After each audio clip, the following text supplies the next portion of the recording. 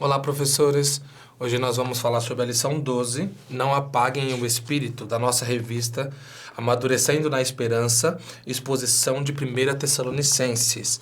Essa é uma revista que a gente veio trabalhando a primeira carta de Tessalonicenses, como vocês bem sabem, e essa lição 12, ela está junto com a lição 11, naquelas regras mais gerais, aqueles conselhos gerais que Paulo foi colocando no final da carta. Então ele vai colocando alguns preceitos e algumas coisas da vida cristã, tanto que o tema da última lição foi o básico para todos os cristãos. Ele vai colocando coisas mais específicas e mais rápidas para melhor fixação, entendendo que aquilo era o básico para todos os cristãos. Então, a partir disso, eles já deveriam ter um pré-conhecimento desses assuntos.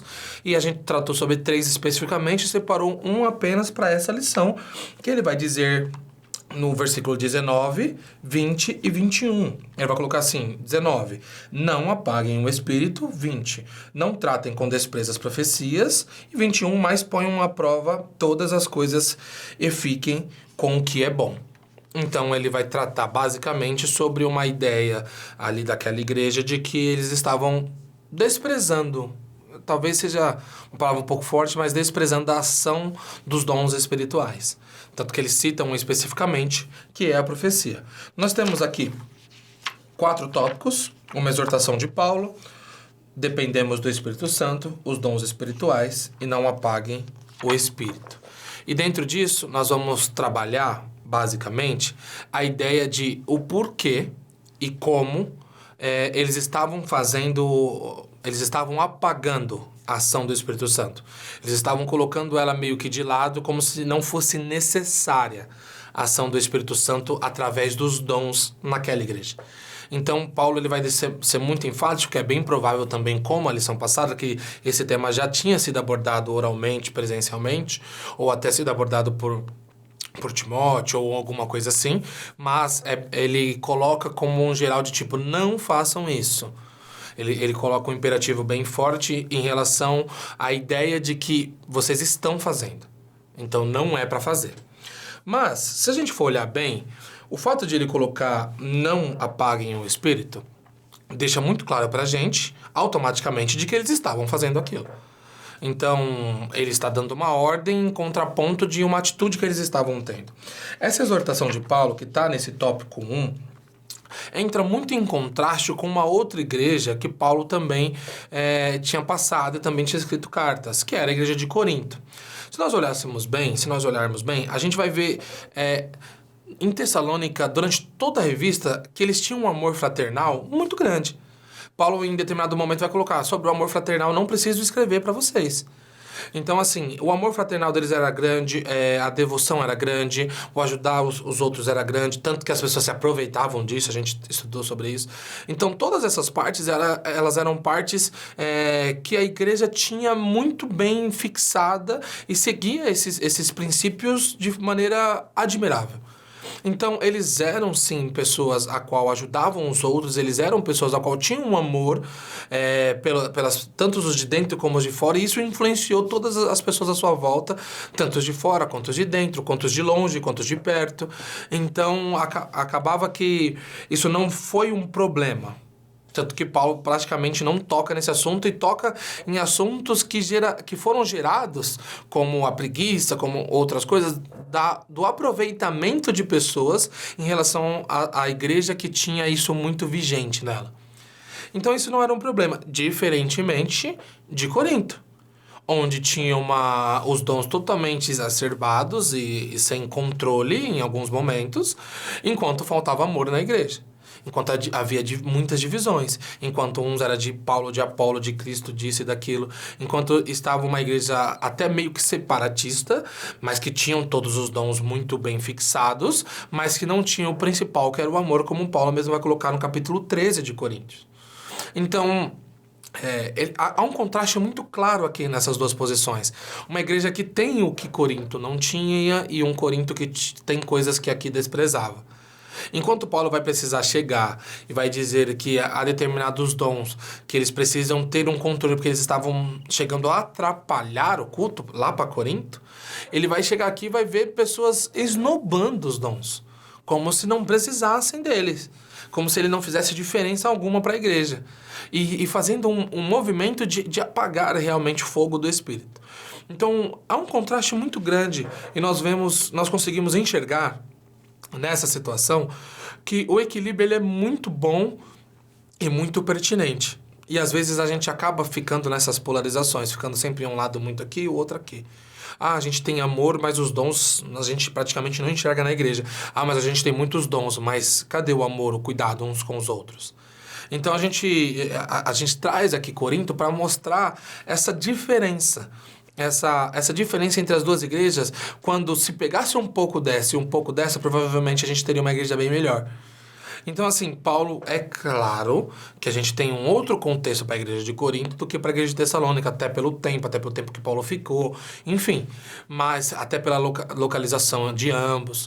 Mas, dentro disso, só pegando o fato entre dom e amor, a gente tem uma igreja que tem um amor muito forte e os dons praticamente de lado, e outra igreja que tem os dons muito fortes e o amor praticamente de lado. Então, a união de Tessalônica faltava em Corinto. E a ação do Espírito Santo através dos dons em Corinto estava começando a faltar em Tessalônica. Então, basicamente, esse contraste vai dizer que aquela igreja ela precisava entender que ela precisava buscar esses dons com zelo, porque eles faziam parte total, eles eram imprescindíveis para o crescimento e o amadurecimento daquela igreja que teve tão pouco tempo Paulo com eles. Então, a ação do Espírito Santo era extremamente importante para aquela igreja. E ela não poderia, de maneira alguma, ser colocada de lado. Paulo ele vai ainda citar a profecia como específica, né, como um dom específico, mas a ação do Espírito Santo como um todo. Era necessário que essa igreja entendesse que, sim, ela tinha muitos pontos bons, mas que era imprescindível ter a ação do Espírito Santo na vida dos irmãos e na vida em comunidade, a qual nós já vamos falar, para que essa igreja fosse mais madura, mais próspera, ainda mais do que já estava sendo. No tópico 2... nós vamos ver, dependemos do Espírito, e o tópico 3, os dons espirituais. A gente vai juntar aqui para a gente ser um pouco objetivo em duas lições que a gente pode tirar. A gente está falando da igreja como um todo e como era a relação dela com a ideia dos dons e o que estava acontecendo naquela época. Mas, se a gente for fazer uma separação rápida, primeiramente a gente precisa entender que o Espírito Santo, ele é extremamente importante para nós como indivíduos. Individualmente, a gente necessita e dependemos do Espírito Santo, antes dos dons. Então, isso é muito importante para a gente saber. Por quê? Porque a gente está colocando o Espírito Santo como um todo dentro de uma igreja, como dons dentro de uma igreja. Mas isso acontece a partir do momento onde se é junto com um indivíduo e através dele, ou em conjunto com ele, essas coisas aconteçam. Então, para nós, é muito importante a gente fazer essa distinção, porque o Espírito Santo, ele é colocado como uma coisa essencial para nós primeiro. Primeiro, a gente precisa entender que ele é o que tem que mover a nossa vida, que tem que nos ajudar nas decisões, ou nos auxiliar, nos convencer em nossa caminhada, para, a partir disso, ser extremamente relevante dentro da igreja, porque já está dentro de nós. E não com a ideia de que a igreja somos nós, mas com a ideia de que eu sou a igreja, né? Mas com a ideia de que ele está dentro de mim, me moldando, me aproximando do caráter de Cristo, entregando dons a mim, e eu vou utilizá-lo dentro da minha comunidade.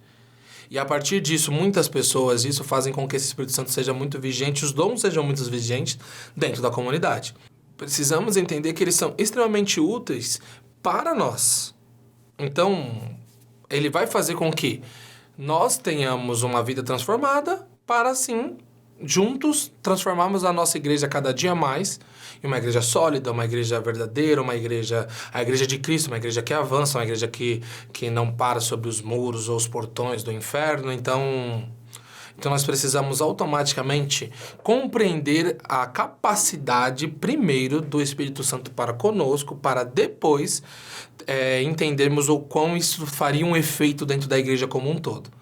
Então, assim, Tem até um ponto que coloca assim, que está na revista, que está assim, ó. Uma igreja que dá liberdade para o Espírito Santo falar por meio de profecias, por exemplo, que foi o exemplo que Paulo colocou, será direcionada por Deus e por sua palavra. Então, é claro, é porque a gente não está no assunto sobre o foco da palavra de Deus dentro da igreja, até porque nós, em várias lições, nós colocamos isso como primordial, até pelo crescimento e pela fixação daquela igreja. Mas uma igreja que é direcionada e dá essa liberdade para esse espírito, automaticamente ela está muito mais propensa a ser firme na palavra e no agir de Deus, da maneira como ele vai fazer conosco. Porque, como diz Craig Kenner, os dons espirituais apontam para um elemento crucial e inegociável. Chamam-nos a depender do Espírito de Deus em nosso ministério a outros. Então, pensem, a gente recebe esses dons espirituais, mas eles são dependentes do Espírito. Então, nossa vida como cristão e nosso ministério como um todo são dependentes desse Espírito. Então, se ele é dependente desse Espírito, é primordial que ele esteja em mim para que eu tenha um ministério saudável e verdadeiro. Não só saudável, como verdadeiro. Porque um ministério sem Espírito Santo não é um ministério. Então, dentro disso, é muito importante separar essas coisas rapidinho para a gente entender o impacto dentro da igreja. O nosso ministério seja o mais simples possível, como fazer missões, como chegar em outras pessoas, como pregar o evangelho, ele é totalmente dependente do Espírito Santo. E ministérios mais específicos também são dependentes de dons do Espírito Santo. Também são dependentes de que o Espírito Santo esteja dirigindo aquele momento. Então, a gente usa tanto a nomenclatura de dar liberdade ao Espírito no culto, esse dar a liberdade é a mesma coisa de não apagar o Espírito Santo dentro do culto. Como se fossem sinônimos. Não apagar o Espírito Santo se antagoniza com dar liberdade. Apagar o Espírito Santo se antagoniza com dar liberdade. Então, não apagar o Espírito Santo é dar essa liberdade para ele no culto, dentro da possibilidade que essa liberdade passa pelo fato de ele já estar em nós, agindo em nós, colocando esses dons em nós, nos agraciando com esse dom em nós, para que nós possamos ser totalmente influenciáveis para uma igreja, para uma comunidade, para um povo, para onde a gente estiver. Então, a igreja vai colocar assim: Deus provê dons para que sirvam a igreja e não para que exaltem os indivíduos. Então, esses dons eles vão ser colocados à igreja em disponibilidade dos indivíduos para servir prioritariamente a igreja. E não para servir outras coisas. E não para servir os nossos preceitos, ou os nossos gostos. A gente não vai receber um dom de profecia porque a gente quer e é legal dar uma profecia para alguém que a gente gosta. É para servir a igreja. Então, automaticamente, a gente separou o indivíduo da igreja, mas eles estão intrinsecamente ligados, por isso a junção dos dois tópicos, pelo fato de que nós precisamos compreender que esses dons eles são dados a nós para o serviço da igreja.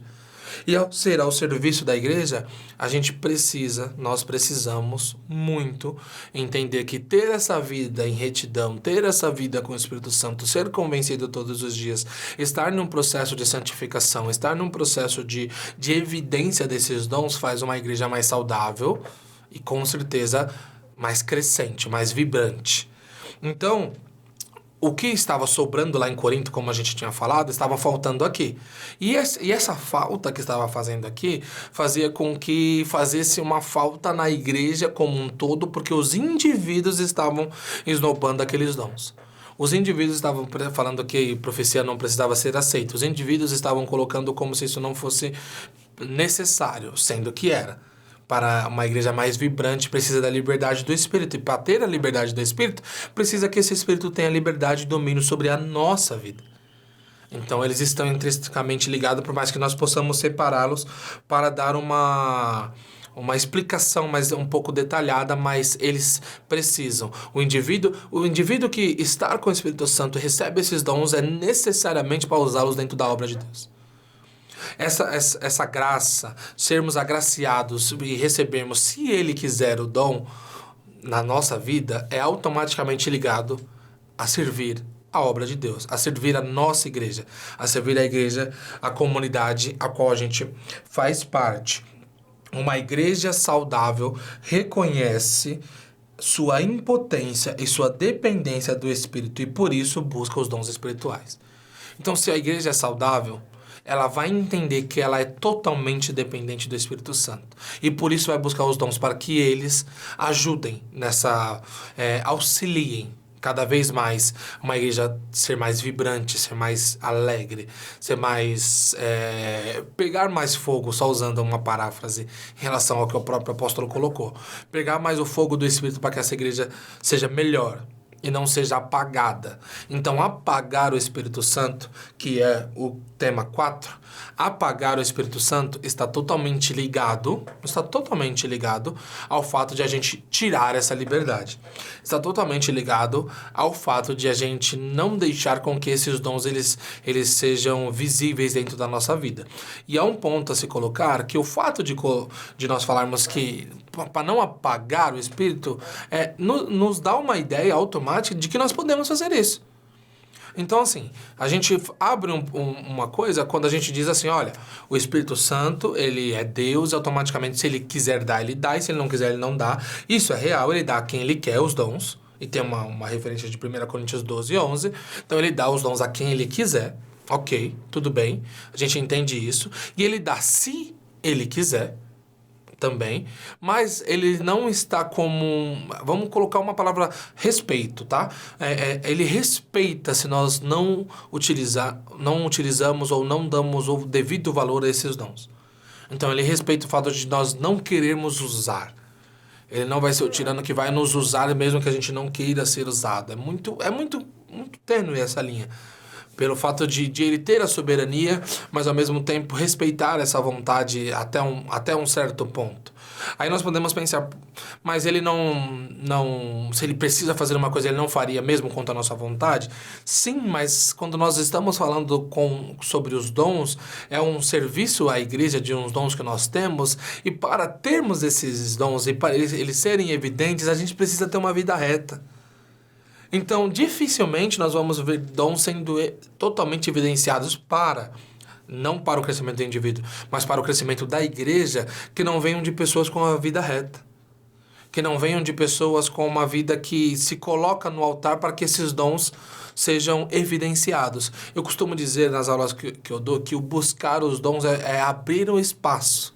É dizer, eu sei, Espírito, que você vai dar, se quiser, esses dons, mas eu estou abrindo um espaço para que, se o Senhor quiser, se o Senhor decidir usar a minha vida para com isso, eu estou disponível. Então, é muito complicado quando a gente coloca, mas Deus usou até a mula.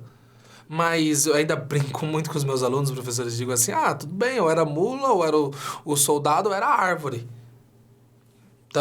Então, assim, eu tenho muita dificuldade quando a gente vai colocar isso como se dentro de uma igreja, dentro de um lugar onde fiéis estão juntos, dentro de um lugar onde fiéis estão adorando a Deus, Deus vai usar alguém que não é fiel, sendo que tem fiéis com os dons que o Espírito Santo disponibilizou para o aperfeiçoamento da igreja. Então, não apagar o Espírito dá a ideia de que ele pode ser apagado com as nossas atitudes, com os nossos pensamentos.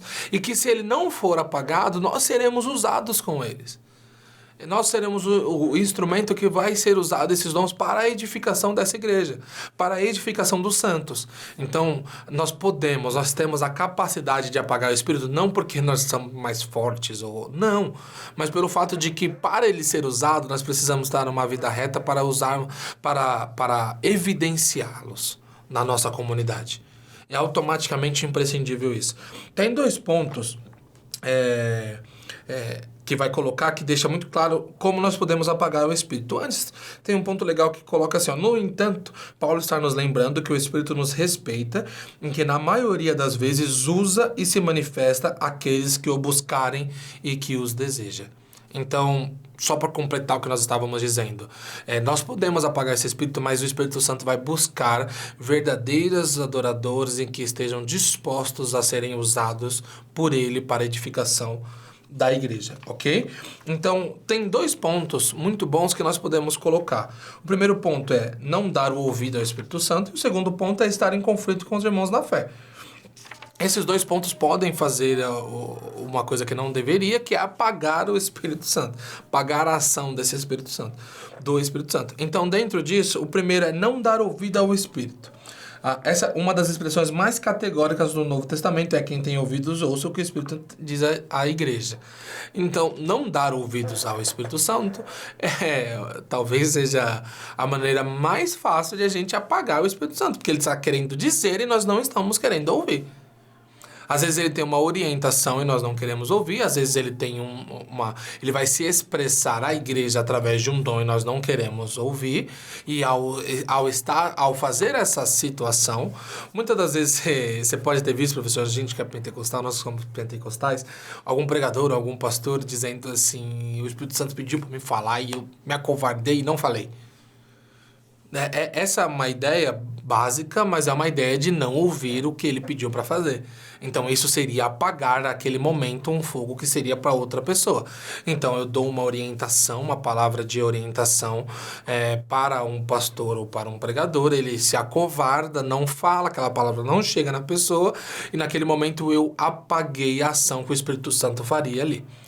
E também a gente tem mil outros exemplos. Então, não dar ouvidos ao Espírito é uma maneira de estar em conflito com os irmãos. Talvez, enfim, seja o maior problema em relação a qualquer coisa. Não só não dar ouvido ao Espírito Santo. Nós somos chamados a estar em comunhão. Isso já resume muita coisa. Nós somos chamados a estarmos em comunhão. E se nós estivermos em conflito diário com os nossos irmãos, o Espírito Santo não tem lugar na nossa vida. O Espírito Santo não vai poder fazer aquilo que ele quer. E automaticamente esse fogo vai ser apagado. Estar em comunhão com os irmãos é imprescindível para que o Espírito Santo possa agir sobre a nossa vida e agir sobre a igreja.